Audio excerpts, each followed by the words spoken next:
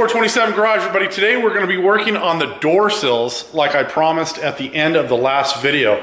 So if you remember, I was talking about the difference between the Mk4 carpeting and the Mk3 and 3.1 carpeting. We'll just group the Mk3 cars together because the carpeting is pretty much the same.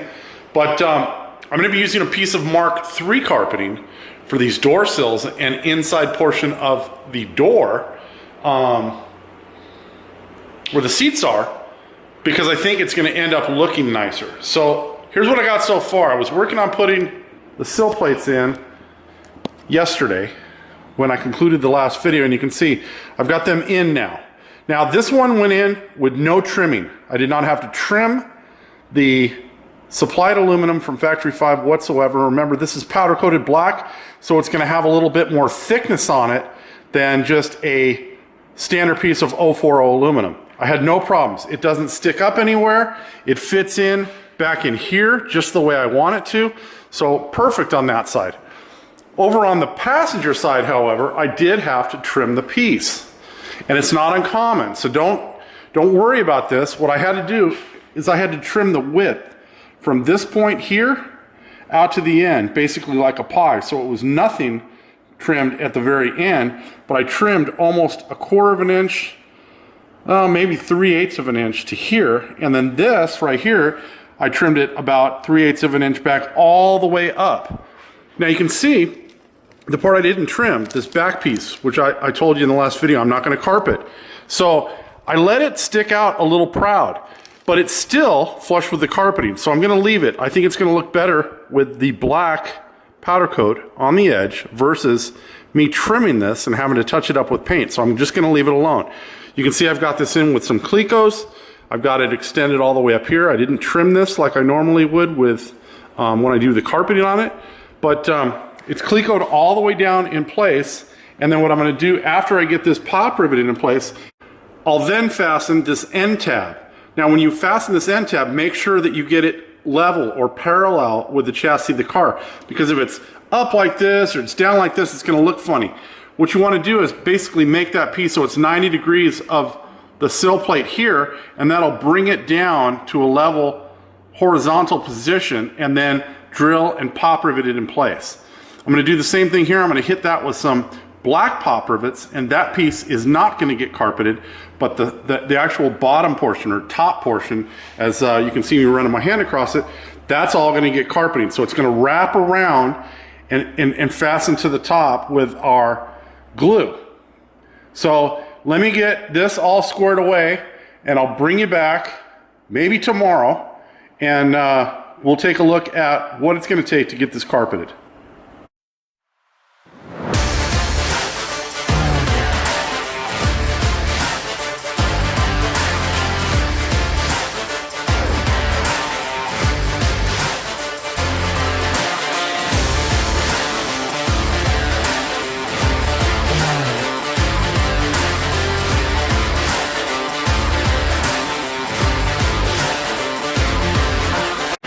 All right, it's the next day, and as you can see in here, I've got everything kind of vacuumed out. I didn't vacuum out the whole cockpit. I got the seat out. I vacuumed off the top of this where it had drill shavings, and I got it ready to install our new Mk3 carpet piece. Now, keep in mind, I've already trimmed this down, and I've already made a template of what I need going forward, but I do have a couple of other Mk3 pieces here. So this is another driver's piece here. So you can see all of this complexity here at the top. That's to fold over and then notch in and around and cover up that inside area of the door sill. And there are some relief cuts in this as well. So there's a relief cut right here, which isn't relief cut very well, and there's another one right here. You can see the cut in the carpet there. So all I've done is I've trimmed it down in order to fit my particular instance. Now I've got one piece of passenger side, so I'm going to have to use that piece, but I'll hold on to this other piece of driver's side just in case I lose my template. But I've got my template out here all cut and ready to go. There's our roll of RAM board right there. And then I've got the template right here. So it's universal. So one side of it will be used if I want to do a passenger side. The other side of it will be used if I want to do a driver's side. So from here going forward, I'll have a template I can use, and I can cut those pieces of carpeting myself and have them fit all in one piece. Okay, so here's how this is going to fit. It's going to fit tight against the piece we already have here, right? All the way down. And then you really don't need the relief cuts. There's enough flexibility in the carpet that it'll wrap right around, and then it'll tuck right in here. So as I glue this down, you can see this section against the door is going to remain without carpet, and so is this section right here. Like I said yesterday, I think this is just going to look cleaner this way. Also down here in this corner where we're folding it in, it'll stretch and it'll glue right down. Even down here where we've got it over here, it'll fold in no problem, and we're going to be good. So I'm going to go ahead, I'm going to get this glued up, and then I'm going to go ahead and I'm going to put this piece in, put the seat in over here, and then I'll move over to the other side. All right, you can see here how I did my best to mask all this stuff off so that we're gonna keep the glue away from everything that we don't want glue on. All right, I have this side pretty well done. I've just got the Sludge-matic in place to kind of keep it secured to the glue as the glue cures, but I can pull that out of there temporarily. I think we can all agree that this transition is much better than what Factory 5 is supplying. And even up in here, let me get a light.